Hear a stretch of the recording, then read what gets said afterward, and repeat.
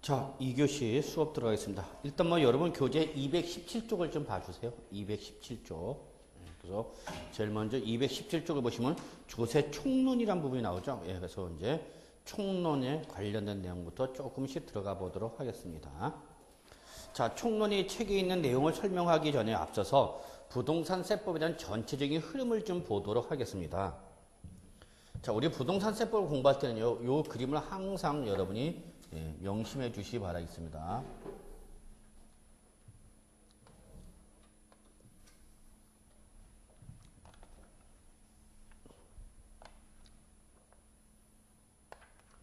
뭐냐면요, 부동산을 취득했을 때, 그 다음에 취득한 이후 보유하고 있을 때, 그 다음에 부동산을 처분했을 때, 항상 우리 부동산세법은 이겁니다. 부동산을 취득했을 때, 그 다음에 보유할 때, 그리고 처분할 때, 이때 부과되는 조세와 관련된 내용을 바로 부동산세법이랍니다. 자, 여기서 갑과 을 간의 매매가 이루어집니다. 갑과 을 간의 매매가 이루어져요. 그래서 갑이 양도자고요. 을이 취득자입니다. 그리고 법을 공부할 때 제일 여러분이 어려워하는 부분이 바로 갑을입니다. 갑을병정의 정체. 이 갑을병정은 나올 때마다 그때마다 그 사람의 당사자 지위가 달라요. 그래서 여러분이 우리 민법 등 다른 공부를 할 때도 세법도 똑같처럼 나오면 갑을병정이 나오면 빨리 갑을병정의 정체를 밝혀야 돼. 여기서 갑이 왜 나왔는지, 을이 왜 나오는지, 갑이 누군지, 을이 누군지를 먼저 아셔야 돼요. 그러면 여기서 보면 갑과 을 간의 매매가 이루어졌다. 그랬을 때 갑은 여기 제시가 되는 거죠. 누구고? 양도자고. 그걸 누가 취득했다? 을이 취득했다. 그러면 갑은 매도자고 을은 매수자구나라는 거죠. 근데 얼마에 매수했느냐? 자, 5억 원의 매매가 이루어졌어요. 5억 원의 매매가 이루어졌다. 갑과 을 간이 얼마에? 5억 원의 매매가 이루어졌다. 이때에 우리 세법은 기본적으로 양도소득세 등에서는 대부분 다 실가입니다. 실가는 뭐를 말하냐면 실지거래가액의 준말을 실가 그럽니다. 실지거래가액을 준말로 실가. 매매에서 실제 이루어진 거래가액이죠. 그러면 갑과 을 간에 얼마의 매매가 이루어졌다는 얘기야? 5억 원의 매매가 이루어졌다 그 얘기입니다. 그러면 이때 이 매매로 인해서 갑한테 부과되는 대표적인 국세가 뭐가 있는 거죠, 여러분? 양도했으니까 이 사람한테 무슨 문제가 발생할 수 있고 양도소득세가 부과될 수 있는 거고요. 그렇죠? 을한테는 이 사람은 부동산을 매매로 보였으니까 취득했으니까 뭐가 부과되는 거죠? 기본적으로 취득세가 부과되는 거죠. 그래서 이렇게 매매 단계에서 발생하는 대표적인 조세로서 국세 쪽에서 양도자한테 부과되는 양도소득세, 취득자한테 부과되는 취득세가 발생하는 거죠. 그러면 이거 양도세는 양도자한테 부과되어 양수자한테 부과되면 당연히 여러분 얘는 양도세는 항상 누굴 잡는가? 양도자한테 부과되는 거죠. 외우실 필요가 없잖아. 양도자한테 부과되는 세금이다. 그래서 뭐라는가? 양도소득세. 어렵지 않죠? 어렵지 않아요, 여러분. 거꾸로 을은 부동산을 뭐 했으니까? 취득했으니까 얘한테는 뭐가 부과된다? 취득세가 부과된다. 그러면 결론 내죠.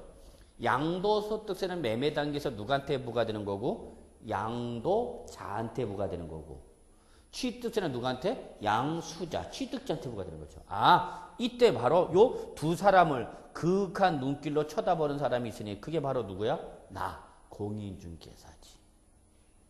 그죠? 왼쪽 눈 누굴 쳐다보고? 도자를 쳐다보고. 오른쪽 눈은 누굴 쳐다보대? 취득자. 그러니까 공인중개사 이렇게 약간 눈이 이상해서 동시 취급해야 되니까 동시에. 취득자가 뭘 물어보면 그럼 나는 어떻게 돼요? 하고 또 양도자도 또 물어본다고. 그러니까 여러분은 항상 이 매매 단계를 가서 매매가 있게 되면 매매 단계에서 요 양도자한테는 어떠한 양도소득세가 부과될 것이고 취득자는 취득세, 그 문제를 양도소득세와 취득세를 동시에 설명해 줘야죠.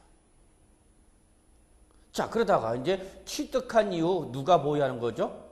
을이 보유하고 있죠. 을이. 이때 특히 보유하는 단계에서 매년 6월 1일이 되면은 뭐가 부과되느냐? 보유세가 부과돼요. 보유세가. 그래서 이 보유세의 종류의 대표인 것이 바로 을이 지금 보유하고 있으니까, 취득해서 보유하고 있으니까 을한테 뭐가 부과되느냐? 재산세가 부과되는 거죠. 당신 부동산을 취득해서 보유하고 있으니까 뭐 내라? 재산세 내라. 그 얘기죠. 그래서 1교시 때 말씀드렸죠? 재산세를 내는 것은 뭐가 있다? 부동산 등 재산을 뭐하고 있다? 보유하고 있죠. 근데 그 재산의 가액이, 부동산 가액이 고액이야.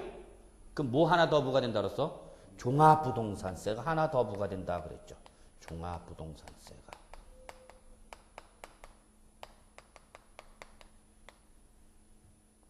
이때 보유할 때 시세가 올라가고 7억 원이야. 7억 원이야. 그럼 이때는 7억 원 전체에 대해서 재산세나 종합부동산세 등이 부과되는 거죠. 근데 이 종부세는 제가 잊지 말라. 무슨 가세다? 이중과세입니다. 그렇죠? 이미 뭐가 부과된 상태인데, 재산세가 부과된 상태인데 그 가액의 일정한 금액을 초과하게 되면 다시 한번 뭐가 부과될 수 있다? 종합부동산세. 여기서 항상 이중과세 조정 문제가 발생해요. 이게 종부세의 가장 중요한 특징입니다.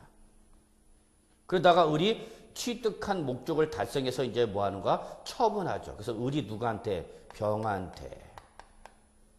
또 매매하는 거죠. 나 이제 목적을 달성했어.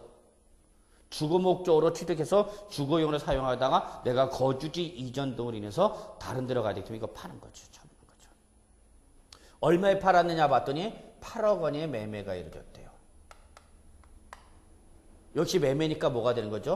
실지 거래가액이 나오겠죠. 그죠? 매매가 이루어지면 항상 실가. 그러면 다시 을은 이번에는 이제 뭘 내야 되는 사람이야? 양도 소득세를 내야 되겠죠. 아까는 뭘 냈었지만 취득했을 취득했지만 지금은 이제 양도자니까 을의 지위가 바뀌었죠. 아까 을은 취득 단계에서는 취득했지만 지금은 처분 단계니까 을 입장에서는 양도소득세. 병은 다시 뭐가 부과되는가? 취득세가 부과되겠죠. 그러면 병은 얼마에 대해서 취득세 내면 되는 거죠? 얼마 주고 샀으니까 8억 원에 샀으니까 8억 원에서 취득세 내면 돼요. 근데 문제는 을이 문제예요. 을은 뭐가 부과된다고 했어요, 여러분? 양도소득세. 양도로 인해서 발생한 뭐에 대해서? 소득에 대해서 부과되는 거죠. 써져 있어요. 제목이 다 써져 있어. 양도소득세는 부동산을 양도하는 단계에서 발생된 소득이죠. 그럼 여러분 이때 을은 이 부동산을 양도하면서 소득이 얼마 발생했어요? 3억 원이에요. 3억 원. 다 아시는 거 여러분 모르는 게 없어요. 여러분. 을은 얼마 주고 산 것을 5억 주고 산 것을 팔 때는 얼마에 팔았으니까 8억 원에 팔은 거죠. 그러면 결국은 이 부동산을 5억 원 주고 취득해서 8억 원에 팔았으니까 이때 그 양도로 인해서 차익이 얼마 발생한 거죠, 여러분? 3억 원이 발생했죠. 요 3억 원을 양도하는 과정에서 실현되는 뭐로 보는가? 소득으로 보는 거죠. 그게 바로 뭐예요, 여러분? 양도소득세죠. 그래서 양도세는 항상 뭐에 대해서 뭐가 되는 거예요, 여러분? 양도 차익. 여기에 달려네. 그렇죠.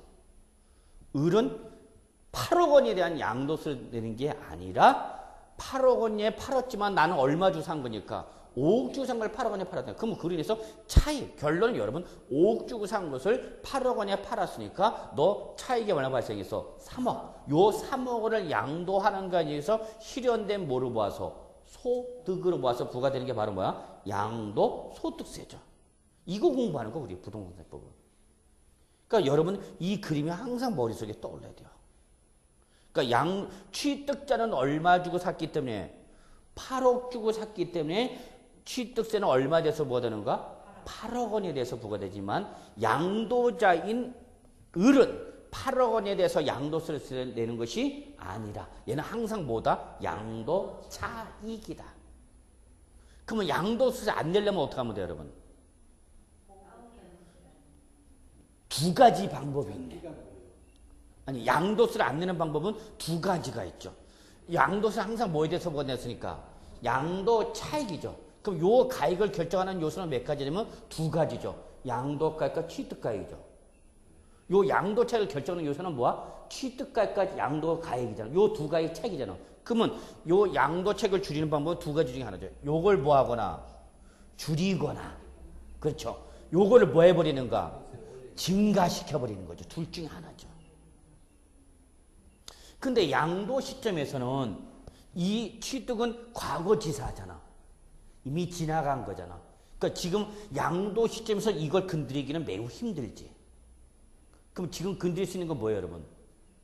양도가액을 건드릴 수밖에 없죠. 그러니까 요 양도가액을 양도자 입장에서 자꾸 뭐 하려고 하는 거야? 줄이려고 그러는 거죠. 그러니까 자꾸 공인중개사한테 뭐 써달라고 그러는 거예요, 여러분? 다운계약서 썼다. 아, 다운계약서 써달라는 이유가 바로 이거죠. 그렇죠.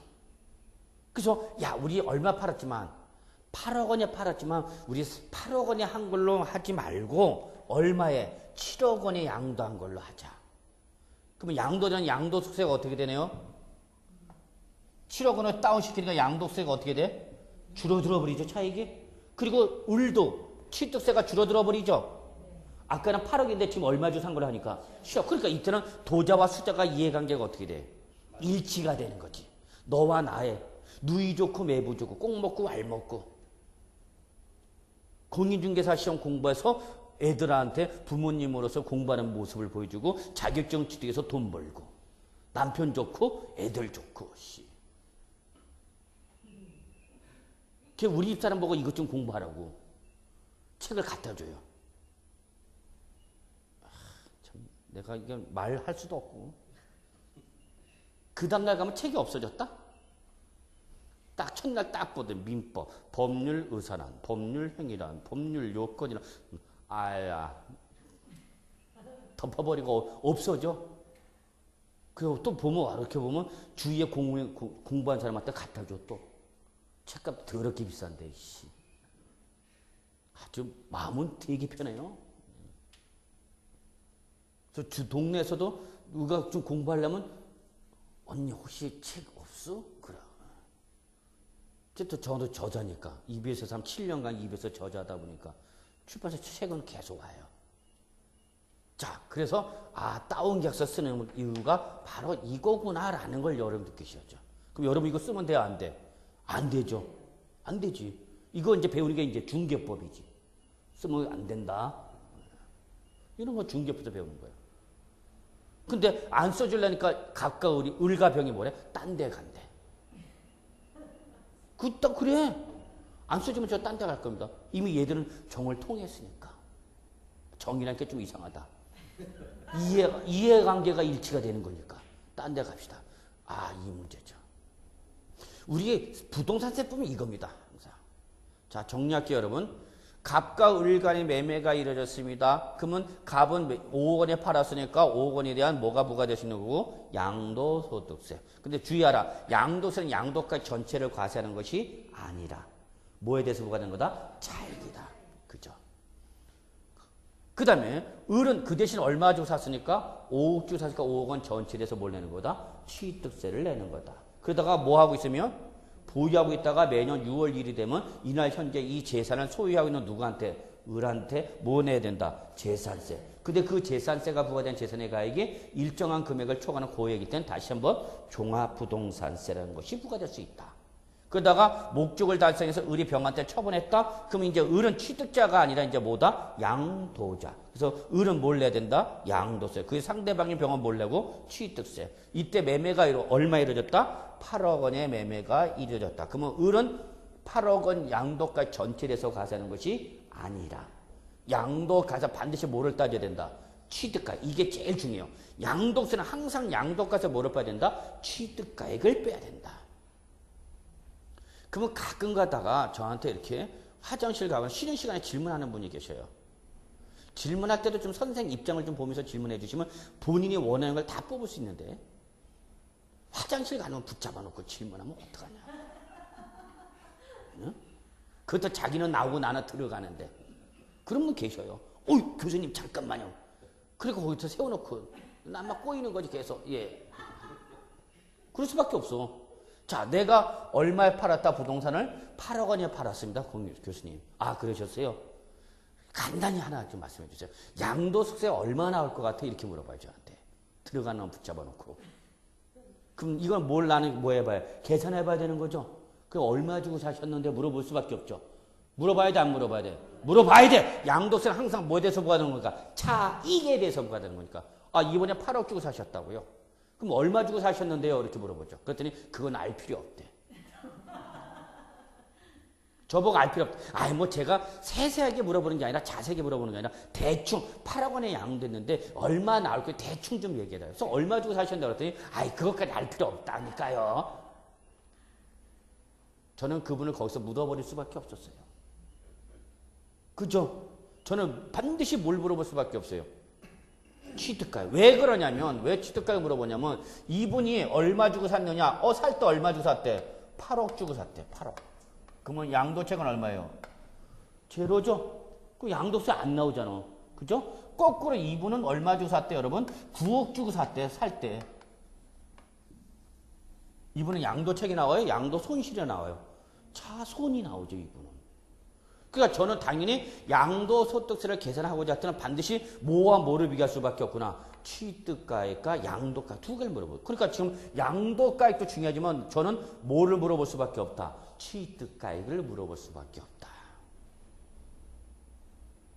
그러니까 이게 특징이에요. 양도세 항상 가액 두 가액이 나와야 돼요. 차익이 나와야 된다는 거예요. 차익.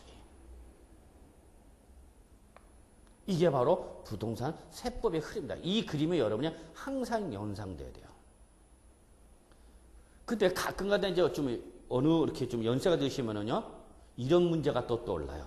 매매도 있지만 내 자식한테 못 해주고 싶어. 증여도 해주고 싶거든. 또 아들이, 자식이 결혼할 나이가 돼서 내가 갖고 있는 재산 하나, 자식한테 주택 하나 떠넘겨주고 싶은 거죠. 그럼 이제 매매가 아니라 뭐가 돼버리는가? 증여가 돼버리죠. 나중에 여러분 공인중개사 되시면은요, 꼭 요거 공부하셔야 돼요. 증여세, 상속세 공부하셔야 돼요. 왜냐면 부동산을 갖고 계신 분은 매매도 있지만 어디에 관심을 가질 수밖에 없어요? 증여와 상속에 관심을 가질 수밖에 없어요. 재산이 있는 사람은 항상 여기에 관심. 근데 문제는 상속세, 증여세가 시험범위에 빠졌어. 다행인 줄 알아. 근데 나중에 실무 나가시면 여러분 꼭 공부하셔야 돼요. 특히 저는 실무, 세법 강의가 끝나면 꼭 하는 게 뭐냐면 상속을 꼭 설명해줘요. 상속관계. 상속이란 상속세 문제 아주 관심을 가질 수밖에 없어요. 증여세는 피할 수 있지만 뭐는 피할 수 없어? 상속세는 피할 수 없죠. 누구나라, 누구나.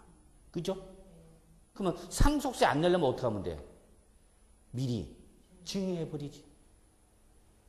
그러면 상속세 피하는 방법은 간단해요. 뭐 해버려? 증여해버리면 되죠. 그러면 증여를 통해서 상속세에 빠져나가는 걸 못하게 만들어보는 거죠. 자, 그래서 이번에는 요거를 가져옵시다. 을이 병한테 뭐 했다, 여러분? 증여했다 가정합시다. 증여했다. 그러면 이때는 증여를 하면은요, 증여 당시 재산가액 전체에 대해서 과세해버립니다. 매매가 아니야. 이제 지금 뭐 했다고? 을이 병한테 뭐 했다고, 여러분? 증여했어. 자식한테. 그러면 이때는 얼마에 대해서 과세돼? 8억 전체에 대해서 과세되니까 8억 전체. 그러면 여러분 여기서 느낌이 해야 돼. 양도를 하면은 양도책 얼마만 부과되는데? 3억 원에 대해서만 매매에 대해서 3억 원에 대해서만 양도세 본데, 이걸 뭐 하면? 증여를 하면은 이때는 차익이 아니라 증여 당시 재산가액 전체에 과세. 그래서 항상 상속세나 증여세가 나오면 여러분, 이 상속세, 증여세는 항상 무슨 문제가 나오냐? 시가과세라는 걸 절대 놓치면 안 돼요. 상속세와 증여세는 항상 과세가액이 뭐가 된다, 여러분? 시가입니다. 시가 다 과세하는 거야. 그러니까 얼마에 대해서 과세하는 거야, 여러분? 8억. 그럼 여기서 여러분 느껴야 돼. 여기서 어떤 느낌이 나오냐? 자, 똑같은 8억짜리를 매매를 하면은 누구한테 뭐가 되는가? 양도자 을한테 얼마에 대해서 차이 3억에서 양도소득세가 되지만, 이게 뭐로 바뀌어요? 그러면 매매계약서가 아니라 증여계약서면 누구한테? 을한테 뭐가 되느냐? 아니 병한테 뭐가 부과되냐? 증여세가 부과돼요. 그래서 요 증여나 상속은 항상 누가 내는 거냐면 무상취득자가 내요. 상속세나 뭐는 증여세는 항상 누구한테 부과된다? 무상으로 재산을 뭐 하는 사람한테? 취득하는 사람한테 부과돼요. 요거 꼭 아셔야 돼요. 그러면 의리 병한테 얼마짜리를 8억짜리를 뭐 해주는 거야? 지금 증여해 주는 거죠. 그러면 결론 냅시다. 이때는 을한테 과세를 하는 것이 아니라 누구한테? 무상취득자인 병한테 얼마에 대해서 8억 원이라는 시가에 대해서 뭐로 부과된다? 증여세가 부과되는 거죠. 그러면 증여가 더 커지는가? 매매가 더 커지는가? 여러분 증여일 때가 세부담이 더 커지는가? 왜 더 커지는지 아시겠죠? 다시 한번 양도세 항상 뭐에 대해서 부과된다 여러분? 차익 얼마만? 3억 원에 대해서만 양도세 부과되는데 이게 매매가 아니라 상속이나 뭐로 바뀌어버리면 증여로 바뀌면 그 당시 시가 전체에 대해서 다 때려. 그러니까 얼마에 대해서? 8억 원에 대해서 상속세나 증여세가 부과되는 거죠. 그러면 봐. 여러분 자녀한테 8억짜리 조그만 재산 하나 뭐 해주고 싶은데? 증여해주고 싶은데 증여계약서 쓰게 되면 증여해주는 나한테 때린 것이 아니라 내 자식한테 증여세 얼마? 8억 원에서 증여세가 부과되는 거죠. 그러면 여러분 우리 납세무자는 세부담을 많이 내고자 한다? 피하고자 한다? 피하고자. 여러분 이제 갈등 때려야죠. 아씨. 내가 매매계약서 쓰면 과세가는 얼마인데? 3억 원인데 증여계약서 쓰면은 얼마가 되는가? 8억 원. 그러면 생각해야죠. 야, 그럼 증여는 해주고 싶은데 이걸 피하는 방법이 없을까? 그럼 이렇게 해보자. 자식한테 뭘 쓰지 말고 증여계약서 쓰지 말고 무슨 계약서 써버리는가? 매매계약서 써버리는 거지. 이해되세요? 그러면 매매계약서 쓰면 8억 원이 아니라 얼마로 줄어들고 3억 원으로 줄어들고 그거를 누구한테 뭐가 되는가? 내가 양도자한테 주는 거죠. 근데 증여계약서 쓰면 자식한테 자녀한테 8억 원에서 뭐가 부과돼? 증여세. 그럼 자녀가 그 8억 원에 대한 증여세를 내야 된단 말이야. 너 돈 낼 돈 있니? 없는데요? 그럼 누가 내줘야 돼? 또 내가 내줘야 돼. 그럴 바엔 차라리 내가 내줄 바엔 차라리 무슨 계약서 쓰자는 얘기야? 매매 계약서 쓰는 얘기죠. 아, 그렇구나. 상속세나 증여세를 적혀내려면 무슨 계약서 쓰자? 매매 계약서 쓰자는 얘기죠. 이해되세요? 이해돼요, 요거? 예. 그래서 무슨 계약서 쓰는가? 매매 계약서 쓰는가? 그러면 이걸 본 과세관청은 뒤집어지는 거지. 과세관청은 뒤집어지는 거죠. 그죠? 증여면 얼마에 대해서 8억 원에 대해서 병한테 증여세 때리려 딱 그랬는데 얘가 증여계약서 쓰지 않고 뭐를 써버렸네? 매매계약서 써버렸네. 그냥 양도 차이 삼어서 양도자 을한테 부과되는 거죠. 그래서 이 매매 당사자가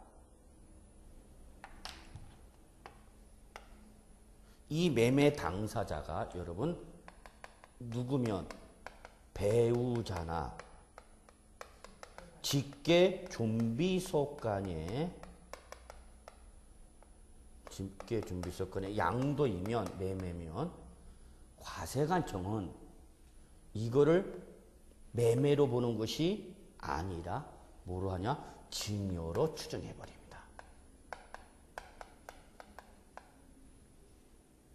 그래서 여러분 공부하실 때 세법을 공부할 때 무슨 말 나오면 배우자나 직계 좀비속 간이라는 말이 나오면 이들은 어떤 관계이냐? 특수관계인이죠. 그러면 세법은 이거를 정상적 거래로 인정해준다 안 해준다? 안 해준다는 게 세법의 가장 기본적인 마인드입니다. 놓치면 안 돼요. 나중에 양도세에서 이런 것 때문에 어려워져. 이 매매 당사자가 누구면 배우자나 직계, 항상 여러분 꼭 나오실 때 배우자나 직계 준비속 간의 거래가 이루어졌다. 그러면 세법은 정상적 거래로 본다. 비정상적 거래로 본다. 비정상적 거래. 이게 세법의 기본적 마인드입니다. 아니 무슨 부부지간에 또는 자식간에 부모와 자식간에 사고 팔았다는 얘기야. 웃기지 마. 인정 못하겠다는 얘기야. 매매로 니네가 설사 무슨 계약서 써서도 매매 계약서 썼어도 뭐로 쓴 걸로 봐서 증여 계약서인 걸로 추정해서 뭐로 때리겠다는 얘기야? 증여세 때리겠다는 얘기야, 결론은. 양도소득세로 때리는 것이 아니라 증여세 때리겠다는 얘기야. 그 얼마에 대해서? 8억 원 전체에 대해서 누구한테? 병한테 때리는 거죠, 병한테. 그러면 매매 계약서 때린 효과가 나타나, 안 나타나? 안 나타나죠. 원래는 내가 뭘 했어요, 여러분? 증여라고 그랬잖아. 근데 증여 계약서 쓰니까 얼마에 대해서 8억 원에서 자식한테 뭐가 부과가 되는 거야? 증여세 부과가 되는 거야. 그래서 이걸 뭐 하려고? 줄이려고. 뭘 썼어? 매매계약서 썼죠. 이해되세요? 근데 이걸 매매계약서 쓴 걸로 신고로 과세관청에 신고하면 과세관청이 얘들이 누구 지간이니까 배우자나 직계준비해서 사고 팔았다 매매계약서 썼다 그러면 과세관청 뭐라냐? 웃기지 마 그러는 거야. 저보고 많이 원빈이를 닮았다 그런 소리를 많이 해요. 웃기지 마. 그 법이 적용된 게 몇 년도 전에? 옛날부터 그런 거예요. 옛날부터. 예. 그래서 항상 세법에서 누구지간의 거래가 있게 되면 배우자나 직계존비속이란 말이 딱 나오면 여러분 이거는 정상적 거래로 본다 안 본다? 안 본다. 이게 세법의 가장 기본적인 마인드야. 예? 예. 여기 보면 이제 형제 요거 말고 그러면 우리가 피하는 방법이 있네. 그러면 증여를 피하려면 누굴 이제 살짝 피해가자. 형제, 자매님, 친인척 등이 나올 수 있죠. 예, 이거는 범위가 더 넓어진 거죠. 더 넓어졌죠? 이런 경우도 있어. 그러면 어차피 배우자나 직계존비속 간에 매매 계약서를 인정 안 하니까 살짝 누구 거쳐가는가? 형제, 자매 등을 거쳐서 자식한테 넘겨버리는 경우도 있어. 우회하는 거예요, 이렇게. 그럼 과세관청이 이걸 또 가만 내버려 두겠다, 안 내버려 두겠다? 가만 안 내버려 둬요. 이게 세법이야. 납세 의무자는 어떻게 하든지 세부담을 뭐 하려고? 피해가려고 싹 돌리는 거죠, 자꾸? 그걸 못하게 과세관청은 잠도 안 내는 거고. 그 세법은 스릴이 정말 있어요. 쫓고 쫓기는 관계가 있는 거야. 납세 의무자는 어떻게 하는 거고? 도망가는 거고, 피하려는 거고, 과세관청 못 쫓아가게 다뤄가는 거죠. 그러면 과세관청 잡으러 오는 거야. 도망가는 걸 잡으러 오는 거야. 이럴 때 필요한 건 뭐? 스피드 하면서 막 하죠. 이게 세법입니다. 그래서 항상 여러분 배우자나 직계존비속 간의 거래면 일단 얘가 나오면 첫 번째 무조건 정상적 거래, 비정상적 거래. 비정상적 거래. 그러니까 요걸 피하기 위해서 살짝 누굴 동원시킨다. 형제, 자매나 친인척 등의 무슨 관계가 나타나면 특수관계인의 거래죠. 그러면 요거보다 범위가 더 넓어진 게 요거죠. 역시 정상적 거래, 비정상적 거래, 비정상적 거래. 세부담 과세관청은 요때는 이제 이렇게 째려보는 거야. 얘들이. 그래서 여기서는 곧바로 걸려버리죠. 배우자는 직계존비속은 곧바로 걸려버리잖아. 그러니까 요걸 피하려고 살짝 요로 갈 수 있죠. 그래서 주위에 평소에 뭘 많이 깔아야 돼? 형제와 자매. 그래서 교회 다니는 게 바로 형제님, 자매님을 깔아두는 거죠. 허이 참. 제가 한번 교회 갔을 때 큰일 날 뻔했어요. 갑자기 저보고 형제님 그러더라고. 아니 우리 아버지가 나 모르는? 그랬더니 나만 그런 게 아니라 다 그러더라고. 자 여러분 세법을 공부할 때 항상 놓치면 안 돼요. 이러한 배우자나 직계존비속 요거보다 범위가 더 넓어진 형제, 자매, 친인척 등 뭐가 나오면 특수관계인이 나오면은 이건 정상적 거래, 비정상적 거래, 비정상적 거래. 올해 시험에는 안 났지만 작년에는 뭐까지 나왔냐? 매형도 나왔어. 매형도. 안장하네. 요거는 눈에 너무 띄니까 살짝 누굴 통하는가? 매형. 작년 시험에 이거 나왔어요. 매형. 매형이 왜 나온지를 이해하셔야 돼요. 과연 출전이 왜 이 매형이란 말을 왜 했을까? 누거지간이구나.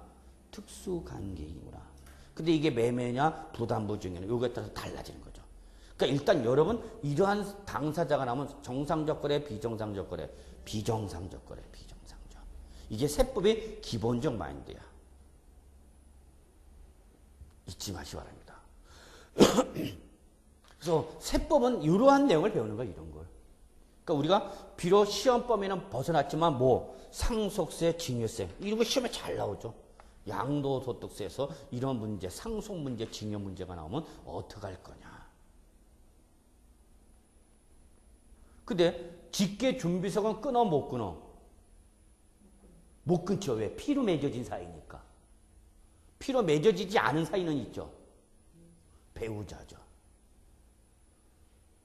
배우자는 혼인으로 맺어진 관계죠. 그래서 배우자 관계로 맺어진 관계를 우리가 뭐라 그래? 인척 관계.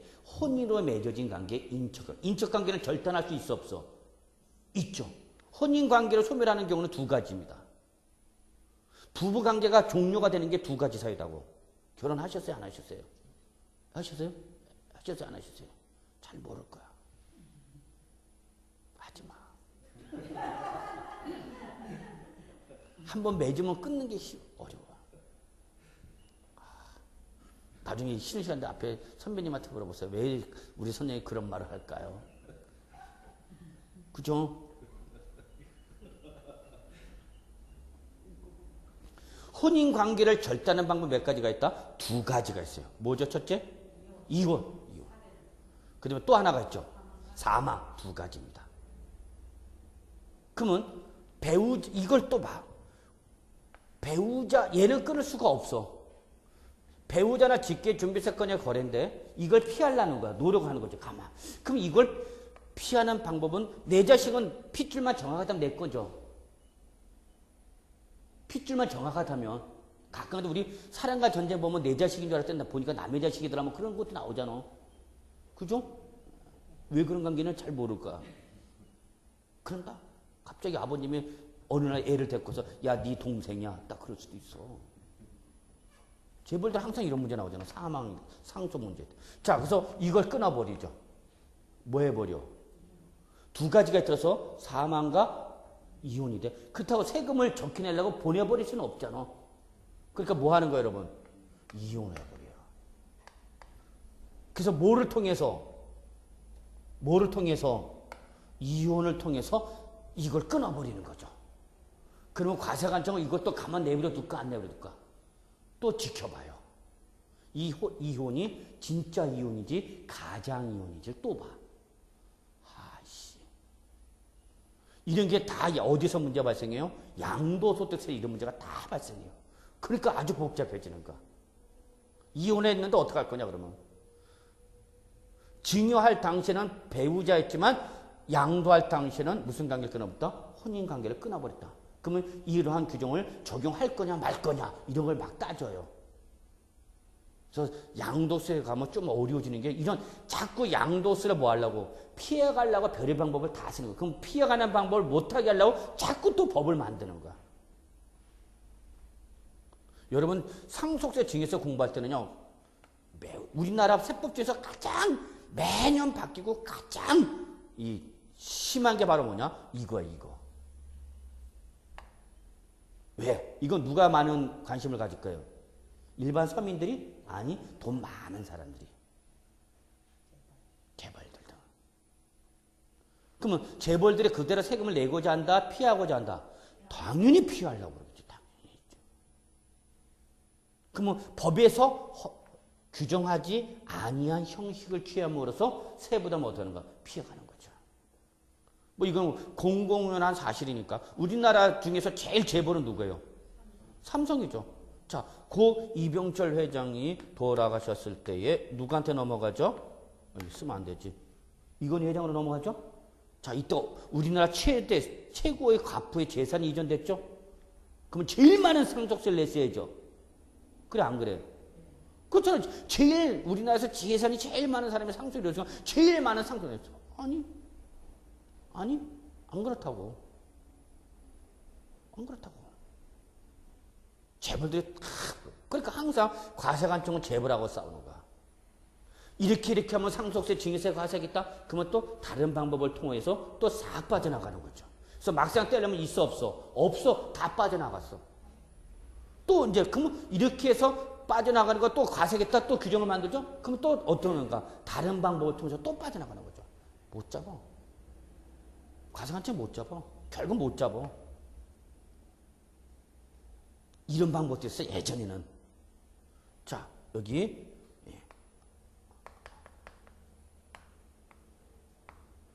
뭐 해주고 싶어? 증여해주고 싶거든. 근데 증여해려면 곧바로 증여 쓰면 뭐가 돼? 엄청난 증여세가 부과된단 말이야. 가만히 보니까 이걸 어떻게 하면 피할 수 있을까? 이렇게 보는 거죠. 근데 우리 자가 A사 주식을 사는 거야. 자가 일단은 뭘 사? A사 주식을 사. 근데 이 회사가 어떤 법이냐? 결선법이냐? 결선법이라는 것은 뭐를 말하냐? 적자 나는 법이냐? 망하기 직전 회사. 그러니까 주식 가격이 있어 없어? 없죠. 아주 없죠. 그러니까 그냥 헐값에 사. 헐값에 사는 거죠. 그리고 산 다음에 아버지한테 전화하죠. 아버지, 나 A사 주식 샀어요. 그래? 알았어. 그러면 아버지가 회장으로는 회사 B사한테 회장한테 전화하죠. 야, 얘네와 뭐 해줘라? 뭐 해줘라? 거래 터져라. 이해하세요? 전화하는 거야. 야, 얘네하고 거래해. 그럼 이 A사의 대주주는 누구로 바뀌어 있어?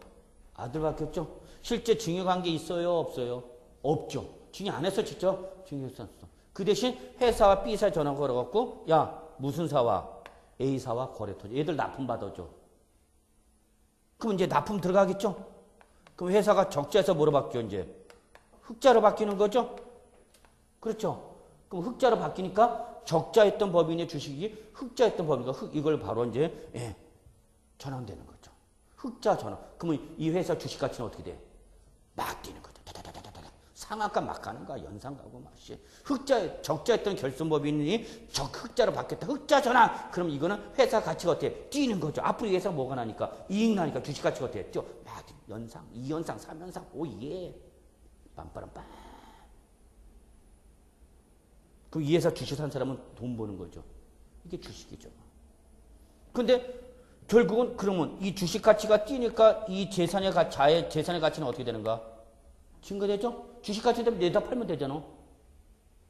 그렇죠? 증여 있었어요? 없었어요? 없었죠. 직접적인 증여는 없었죠? 그러나 실질적인 증여는 있었죠. 미뤄졌잖아. 이게 소위 말하는 뭐야? 내부자 거래죠. 이게 내부자 거래인 거야. 이거 자꾸 규제하는 거죠. 그렇게 해서 우리나라 대기업 다 무슨 거래예요? 다 내부자 거래죠. 손자한테 아들 하나 회사 주식 넘겨놓고 야 납품 거래시켜. 그러면 되는 거잖아. 이런 걸 규제하는 거죠. 이제 바꿔야 되겠죠, 법을? 이런 게 없었어요, 예전에는. 이거 가세하겠다. 이제 증여세 고치는 거죠. 상속세면 증여세도 고치는 거죠. 이게 세법이에요, 여러분. 그래서 양도세 정부할 때 이런 문제. 지방세는 단순해요. 지방세는 아주 단순해요. 근데 양도세 하면 이렇게 복잡한 관계가 나타날 수 있다. 왜 이런 배우자나 직계준비속이나 특수관계라는 부당예산 부인 규정이 나오는가? 이런 것을 한번 미리 살짝 여러분들 이렇게 해서 피해가는 걸 보죠. 그래서 나중에 우리 취득 단계에서 부과되는 취득세, 보유 단계에서 부과되는 재산세 등 지방세는 단순해요. 아주 계산 구조가. 좀 몇 가지 제가 외워달라는 것만 외워주시면 되는데 양도소득세 들어가면은 이제 막 점점 복잡해져 가요. 최근에 시험 문제가 어디까지 나왔냐? 이런 데서 나오는 거야. 그래서 요즘 문제가 올해만 조금 작년보다 쉬워졌지만 작년, 재작년 그게 엄청 어려웠어요. 16문제가 나왔는데 합격생 중에 평균 개수가 8개. 평균적으로. 저랑 같이 공부한 친구들 10개에서 12개. 요즘 세법이 어려웠어요. 올해도 쉽지는 않았어요.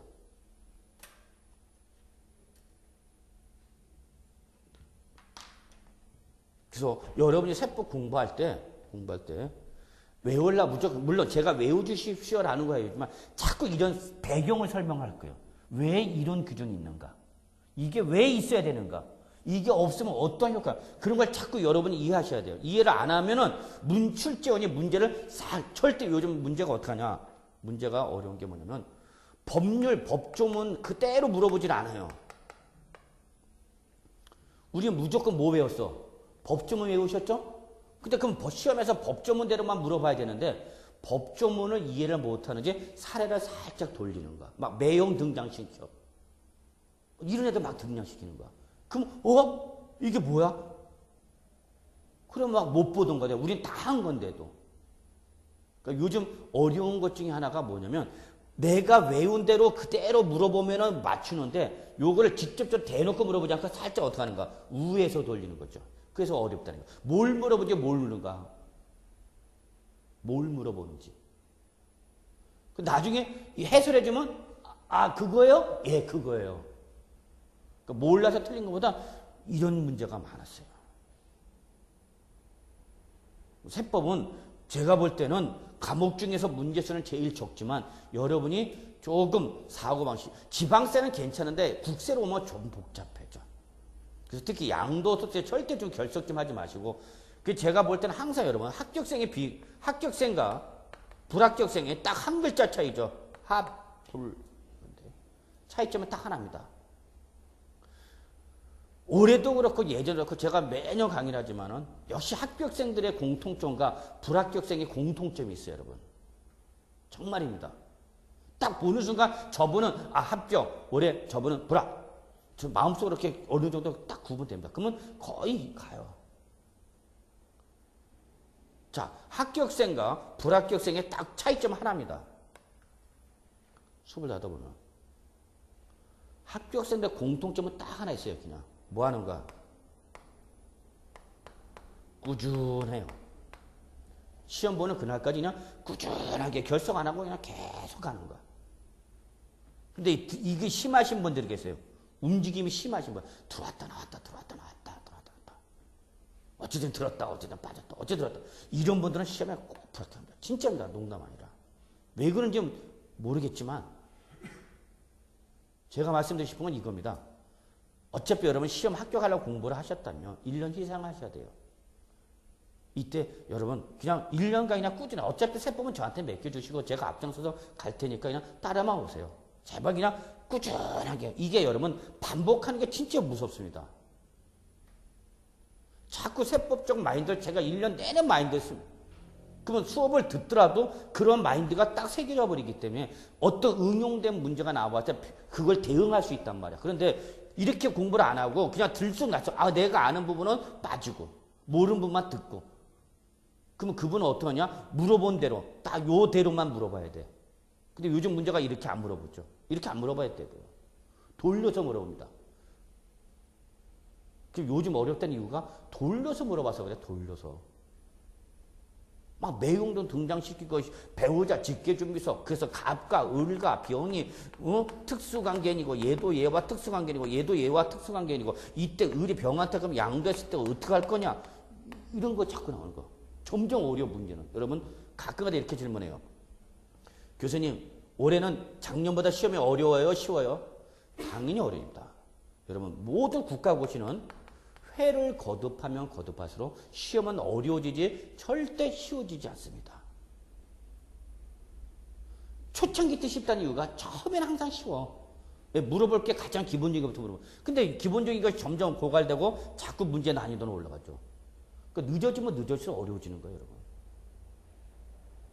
여러분 나중에 공부하다 보면요. 지금 문제하고 옛날 과거 문제하고 비교하면요. 과거 문제는 진짜 껌 씹으면서 풀었대요.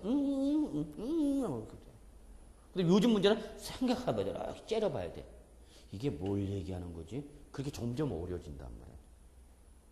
이거는 그냥 한 번 수업 듣고 또는 뭐 법조문 몇 번 책 읽어놓고 나 이거 알아. 알긴 뭘 알아 개뿔. 자기는 안다고 생각하는 거죠. 내가 아는 걸 그대로 아는 대로 물어보면 괜찮은데 아는 대로 물어보지 않는다니까. 돌려서 물어본다니까. 돌려서. 그래서 여러분 세법을 공부할 때는 좀 일단은 제가 초창기 때는 왜 그런가를 설명할 거예요. 왜 그런가를. 왜 이럴 수밖에 없는가.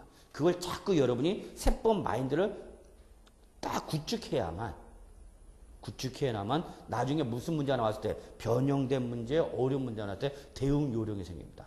근데 내가 외운 대로 그냥 무조건 외웠다? 그분은 분명히 나갑니다. 그리고 여러분 실무 나가보세요. 법에서 규정된 대로만 얘기가 나와요. 법에서 규정하지 아니한 형식이 더 많아요. 법에서 규정하지 아니한 형식이 더 많아. 세법을 그걸 다 규정 못해요.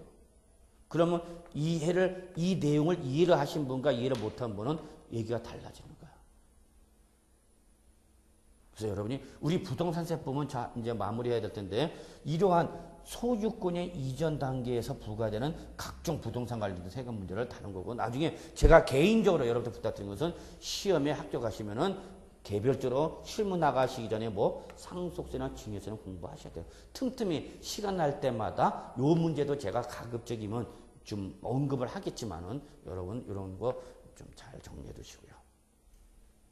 그래서 뭐 2교시는 우리 부동산 세법에 대한 전반적인 과세 문제를 좀 살펴봤고요. 자, 여기까지 한 다음에 다음 시간에는 우리 조세 총론 책에 있는 내용 좀 한번 쭉 살펴보도록 하겠습니다. 자, 그래서 2교시는 여기까지 하도록 하겠습니다.